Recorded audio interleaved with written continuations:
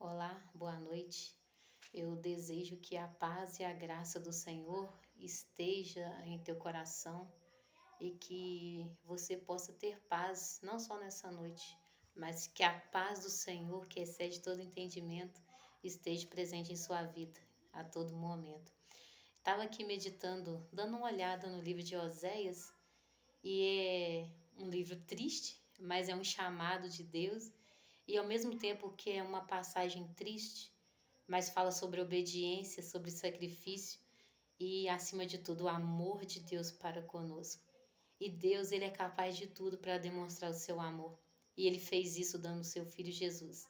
Mas antes que Jesus viesse ao mundo, e que fala de Oséias, né, no século 8 a.C., quando Deus chama Oséias para uma função, profeta Oséias, e Deus manda com que Oséias ele vai e toma uma prostituta e casa com ela. E é bom lembrar que na Bíblia nós vamos ver algumas exceções. Então, a exceção não é regra. Nós vamos ver alguns casos que Deus dá uma ordem para demonstrar sua indignação para com o povo. E aqui o povo, como sempre, né, o povo de Deus, o povo de Israel, hora ou outra estava em desobediência, em pecado. E Deus, para demonstrar, para chamar a atenção do povo de Israel, ele usava algum profeta para falar, para anunciar a tristeza dele por causa da desobediência do povo. E todas as vezes o povo não dava crédito e Deus alertava o que iria acontecer. Por várias vezes o povo de Israel foi cativo, foi levado em cativeiro, mas Deus ia lá depois de um tempo e restaurava e livrava o seu povo, porque Deus, ele é amor, mas ele é justiça, ele é correção. Mas Deus, ele não age com a justiça, com correção, sem o seu amor.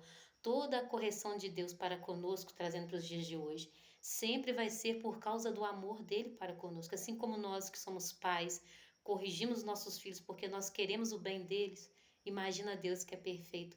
Ele nos corrige porque quer que nós trilhamos um caminho reto diante dele e fazendo a vontade dele. Então, falando aqui sobre Oséias, um profeta, servo do Senhor, e que um dado momento Deus chama Oséias e fala: olha, você vai casar com uma prostituta porque eu quero representar como está Israel.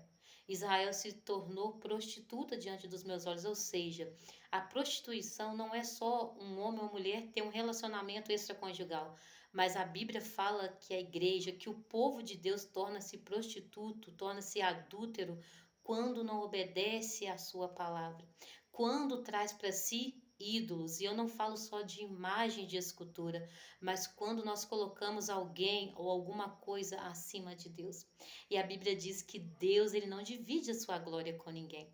E aí, falando sobre a vontade de Deus para as nossas vidas, Deus, ele requer de nós o amor maior, assim como a Bíblia diz que nós devemos amar a Deus sobre todas as coisas e ao nosso próximo como a nós mesmos. Mas Deus, ele não divide a sua glória. Deus, ele não quer dividir o nosso amor. O nosso amor tem que ser primeiramente dele e para ele, porque ele quem criou todas as coisas e nos criou. E aqui Oséias, ele tem que enfrentar muita dor, muito sofrimento, mas todo aquele sofrimento que Oséias iria enfrentar e toda a nação iria ver diante de uma mulher prostituta, diante de uma mulher que não conseguia ser fiel, ali estava simbolizando o povo de Israel. Era um Deus, um esposo fiel, um esposo justo, mas que a igreja, que o povo de Israel, no caso não era igreja, o povo de Israel, a nação, não conseguia ser fiel com o Senhor. E cada situação daquela mulher prostituta, cada situação errada dela, cada atitude errada, ali Deus estava mostrando, através daquele casamento, o quanto Israel estava se distanciando do Senhor, o quanto estava adulterando. E o nosso Deus, ele mostra de uma forma simples e clara e objetiva. O Senhor nos mostra quando não está agradando as nossas atitudes, de maneira que não fica dúvidas. E o interessante é que Oséias era profeta do Senhor, vivia em sinceridade diante do Senhor. E o Senhor escolheu para essa função, uma função vergonhosa, dolorosa, mas que era necessário para ele mostrar como estava Israel diante dos seus olhos. E eu quero ler o versículo, capítulo 4, versículo 3, que diz assim: Por isso a sua terra não está produzindo nada, ela está cheia de tristeza, e todos os animais que existem em Israel adoecem e morrem. O gado, os pássaros do céu e até mesmo os peixes estão morrendo. Então aqui o Senhor está chamando a atenção para o povo de Israel, para a nação, que muitas das vezes não entende tudo o que está acontecendo, não percebe que é por causa da desobediência, não percebe que é por causa do adultério, por causa de distanciar-se de Deus. E Deus, ele corrige, ele castiga. Há pessoas que acreditam que Deus não castiga, mas ele corrige e castiga porque ele nos ama. Só tem uma maneira de nós fazermos os nossos filhos entender que estão errados quando eles estão desobedecendo. É castigá-los, é discipliná-los, é chamar a atenção com mais firmeza. E nós não fazemos isso porque nós não amamos os nossos filhos. Nós fazemos isso porque nós amamos os nossos filhos e nós queremos poupá-lo da destruição. Nós, quando temos uma criança pequena que a gente diz, filho, não vai por esse caminho que você vai cair, olha, você vai escorregar aí. Um piso molhado, por exemplo. Uma mãe, ela não vai deixar um filho passar correndo num piso molhado. Ela vai falar, filho, o piso está molhado. Por quê? Porque essa mãe é brava, essa mãe é má, não. Porque ela está protegendo o seu filho de se machucar. Assim é o nosso Deus. O nosso Deus, por várias vezes, ele chamou a atenção do povo de Israel, ele alertava, e o povo de Israel endurecia o coração. E Deus permitia que o povo se tornasse escravo para quebrantar o coração, para fazer uma parada, uma reflexão para si. E às vezes Deus permite algo na nossa vida, para nós refletirmos tudo aquilo que nós estamos fazendo, se é do agrado do Senhor, se é da vontade do Senhor. E o que eu achei interessante nesse capítulo 3, capítulo 4, versículo 3, é sobre os acontecimentos ali, a destruição, a ruína, os animais morrendo. E aí eu fiquei pensando sobre a nossa vida, sobre a nossa casa e a nossa família. Nós precisamos fazer a vontade do Senhor. E a vontade do Senhor começa pela nossa vida. É muito fácil eu vir aqui falar o que você tem que fazer, mas eu preciso entender que eu também tenho que fazer. Nós precisamos fazer e oferecer o nosso melhor para o Senhor. Nós precisamos ser fiéis ao Senhor. E assim como o Senhor chamava a atenção de Israel, e o Senhor mostrava para Israel o que estava acontecendo, o porquê daquela destruição, era por causa da infidelidade do povo. Nós precisamos cuidar da nossa vida, nós precisamos cuidar da nossa família, da nossa casa. Nós precisamos, antes de tomar qualquer atitude lá fora, nós precisamos ser a imagem e nós precisamos ser semelhantes a Cristo no nosso lar. Nós precisamos fazer valer a vontade de Deus na nossa casa, mas não é obrigar o outro, é nós testemunharmos quem é o Senhor, é nós mostrarmos para o da nossa casa que vale a pena servir ao Senhor, que vale a pena abrirmos mão da nossa vontade, porque o povo de Israel estava andando segundo a vontade do seu coração. O povo de Israel estava andando segundo a ídolos, buscando a deuses pagãos, porque distanciou, afastou-se de Deus. Mas se nós olharmos para a nossa vida hoje, às vezes nós podemos pensar, mas eu não tenho uma imagem na minha casa. Mas nós precisamos entender que nós adulteramos, é uma palavra forte, né? Mas muitas vezes nós adulteramos porque nós não estamos em conformidade com a palavra do Senhor, nós não estamos fazendo a vontade do Senhor, estamos adulterando a vontade do Senhor para que se encaixe na nossa vida. Então, o conselho bíblico nesta noite para o seu coração, não sei, talvez você vai ver um dia, uma tarde, não importa o horário que você vai ver esse vídeo, mas eu quero te falar sobre a palavra do Senhor. Nós temos a nossa vontade, nós temos os nossos pensamentos, mas a palavra do Senhor diz que os pensamentos do Senhor são maiores e melhores para nós. Nós não conseguimos entender, nós sonhamos, planejamos coisas e nós não sabemos o que vai acontecer no dia de amanhã. É bem verdade que a gente não sabe o que vai acontecer daqui a pouco, mas os planos que o Senhor tem para as nossas vidas é planos de vida em abundância, é planos de bênção para a nossa vida e para a nossa casa. E às vezes nós preocupamos em ser felizes fazendo a nossa vontade, mas se nós observarmos a vontade do Senhor, é que vai nos fazer feliz. É obedecendo a palavra do Senhor é que nós vamos conseguir ser felizes, porque quando nós andamos segundo a nossa própria vontade, nós somos enganados pelo desejo do nosso coração. Nós somos enganados pelas vontades do nosso coração.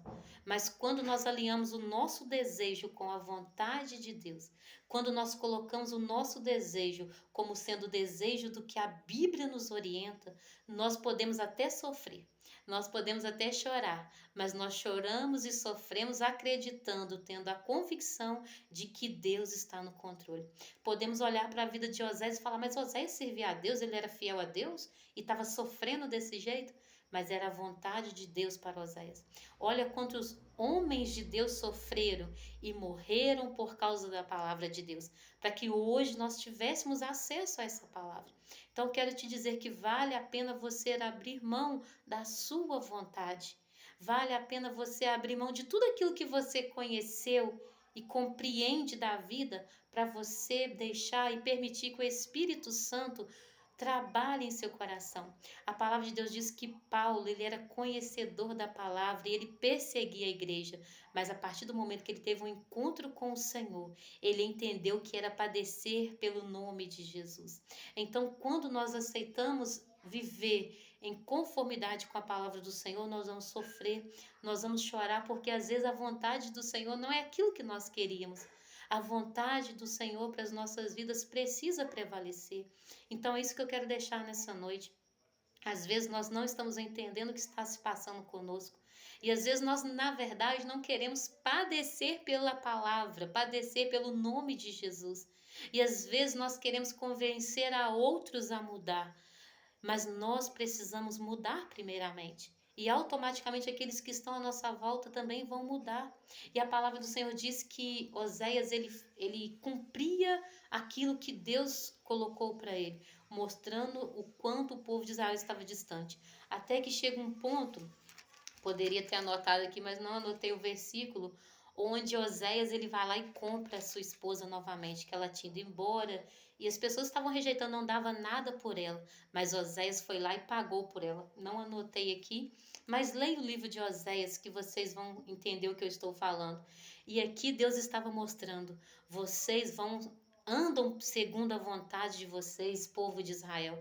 Vocês distanciaram de mim, mas ninguém dá valor a vocês como eu dou. Aqui Jesus não tinha vindo ainda. Jesus não tinha morrido pelos nossos pecados para que nós tivéssemos salvação. Mas Deus estava falando através da atitude de Oséias. Olha, Israel, ninguém te valoriza como eu. Ninguém paga o preço que eu pago por vocês. É isso que Deus estava falando quando Oséias foi lá resgatar a sua esposa. E assim Deus na nossa vida. Todos nós somos falhos, dependentes da graça e misericórdia do Senhor. Então, todas as vezes que nós achamos que estamos demais, precisamos reconhecer que é Deus que é o Todo-Poderoso. E todas as vezes que nós achamos que nós não temos jeito mais, lembre-se que Deus deu o Filho dele por amor a você, por amor a mim. Então, somos importantes. Mas essa importância nossa não tem a ver conosco, tem a ver com quem Ele é, tem a ver com o que foi preciso que Ele fizesse para que hoje nós fôssemos salvos, para que a nossa dívida fosse paga, a dívida do pecado. Então, essa palavra que eu quero deixar para você nessa hora é que nós precisamos andar de acordo com o que a palavra diz. E às vezes nós vamos precisar renunciar à nossa vontade, ou todas as vezes renunciar à nossa vontade, porque nós temos planos e vontades, mas se nós ao olhar para a palavra do Senhor, se aquilo que nós desejamos é contrário ao que a Bíblia diz, nós precisamos lembrar que se eu faço a minha vontade, eu estou adulterando, eu estou prostituindo a palavra do Senhor. E nós somos chamados para ser santos, nós somos chamados para sermos puros. Somos justificados pelo sangue de Jesus. Então é somente através do nome de Jesus é que nós temos a herança para morar na glória. Nós temos o direito de estar na glória com o Senhor. Se nós andarmos segundo a nossa própria vontade, não terá valido a pena para nós o sacrifício de Jesus. Mas todos nós que conhecemos esta palavra, nós sabemos que o sacrifício dele valeu a pena e que vale a pena nós renunciarmos a nós mesmos e fazer a vontade do Senhor. É cuidar de nós, de acordo com o que a Bíblia diz. E assim, eu fico pensando quantas vezes a gente sofre porque a gente não obedece. Quantas coisas acontecem dentro do nosso lar quando a gente não obedece à palavra do Senhor. E eu sempre digo que a palavra do Senhor tem ordem e conselho para todos, para o homem, para a mulher, para os filhos, para todos. Se nós obedecemos a palavra do Senhor, não terá como ser perfeito. Não terá como ser, não tem confusão no lar, não, é impossível. Mas quando nós obedecemos, as discussões diminuem muito, os problemas diminuem muito, porque importa obedecer a Deus. Então fica com essa palavra, medita no livro de Oséias, que é muito interessante, é triste, é forte, mas mostra o amor de Deus e o quanto nós somos infiéis, mas mostra que nós somos importantes para Deus e que Ele nos resgatou, por isso precisamos andar com Ele. Não prostituímos no sentido de que eu sirvo a Deus, mas eu sirvo ao mundo. Eu faço a vontade de Deus, mas eu faço a minha vontade, não. Quando nós entendemos o amor de Deus, nós temos prazer em andar com Deus. Nós temos prazer em obedecer a sua palavra. Então, que o Senhor te abençoe, que o Senhor te fortaleça para que você consiga andar de acordo com o que a palavra diz. Para que nós não sejamos prostitutos e adúlteros, mas que sejamos puros, que sejamos a noiva de Cristo, esperando Ele voltar, mas esperando em santidade. Amém? Que o Senhor te abençoe.